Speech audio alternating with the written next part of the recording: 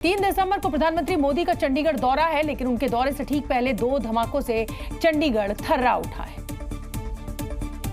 धमाके 2 अलग अलग नाइट क्लब को टारगेट कर किए गए, लेकिन सवाल चंडीगढ़ की सुरक्षा व्यवस्था पर खड़े हो गए। खुफिया एजेंसियां इस बात से हैरान हैं कि पीएम के दौरे से पहले इतनी बड़ी वारदात कैसे। जरा हमलावरों की इस तस्वीर को देखिए। रात के करीब 2:45 बजे का वक्त है। एक हमलावर चेहरा बांध कर आता है और नाइट क्लब को टारगेट कर हैंड ग्रेनेड फेंकता है।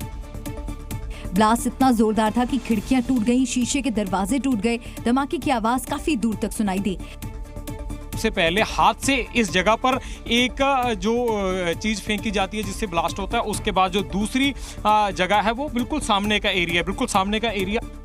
अब सवाल ये है कि हमले के पीछे क्या कोई टेरर एंगल है? क्या इन धमाकों का पीएम के दौरे से कोई कनेक्शन है या फिर धमाकों के पीछे लोकल गैंगस्टर हैं? हमारा ईओ इधर आता है, वो आके देखता है तो यहाँ शीशे टूटे हुए हैं। Now we are doing the investigation. PM Modi के दौरे से पहले हुई इस घटना ने पुलिस ही नहीं खुफिया एजेंसियों को भी चौकन्ना कर दिया है। एफएसएल की टीम सहित दूसरी टीमें जांच कर रही हैं और जल्द पता चल जाएगा कि हमले में किसका हाथ था। चंडीगढ़ अपनी लैविश लाइफस्टाइल और रईसों के शहर के रूप में तेजी से पहचान बना रहा है। अंदाजा आप इस बात से लगा सकते हैं कि जिस बार पर हमला हुआ वो रैप सिंगर बादशाह का नाइट क्लब है। अब सवाल उठता है, क्या चंडीगढ़ में ब्लास्ट के पीछे एक्सटॉर्शन गैंग का हाथ है? क्या अपराधियों के निशाने पर सिंगर बादशाह थे? क्या पैसों की उगाही के लिए दोनों नाइट क्लब पर हमला हुआ? काफी अच्छी इनकम है, इसी वजह से काफी ज्यादा एक्सटॉर्शन कॉल है जो वो इन लोगों को आती रहती हैं और अनुमान यही लगाया जा सकता है कि शायद किसी को थ्रेट करने के लिए या किसी से एक्सटॉर्शन मांगने के लिए, किसी से पैसे मांगने के लिए ये ब्लास्ट किया जा सकता है। ब्लास्ट के पीछे धमकी वाला एंगल इसलिए भी है क्योंकि धमाके में इस्तेमाल विस्फोटक बेहद हल्का था। अगर नुकसान पहुंचाना होता तो शायद विस्फोटक का इस्तेमाल होता। अब सवाल ये है कि क्या सिंगर बादशाह को डराने के लिए हमला हुआ, क्योंकि चंडीगढ़ के कई क्लब संचालकों से गैंगस्टर वसूली कर रहे हैं और चंडीगढ़ में इस तरह के धमाके कर गैंगस्टर्स ने कारोबारियों को डराने की कोशिश पहले भी की है। लेकिन इस बार रैप सिंगर बादशाह के नाइट क्लब को निशाना बनाया गया, जिसने धमाकों के पीछे धमकी के एंगल से चंडीगढ़ में चल रही रंगदारी गैंग को बेनकाब कर दिया।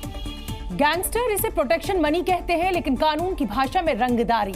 अब लॉरेंस गैंग ने इस धमाके की जिम्मेदारी लेते हुए क्लियर कर दिया है कि बादशाह ने उसकी डिमांड को अनदेखा किया था और जवाब में लॉरेंस के गुर्गों ने देसी बम से दहशत फैलाई, जिसका कबूलनामा लॉरेंस के सबसे भरोसेमंद गोल्डी बराड ने सोशल मीडिया पर किया और लिखा, 2 नाइट क्लब के मालिक को प्रोटेक्शन मनी के लिए फोन किया गया था, लेकिन क्लब के मालिक को हमारे फोन की रिंग नहीं सुनाई दे रही, इसीलिए इन लोगों के कान खोलने के लिए धमाका किया। जो भी हमारी कॉल इग्नोर कर रहे हैं समझ जाओ, नहीं तो इससे भी बड़ा कांड हो सकता है।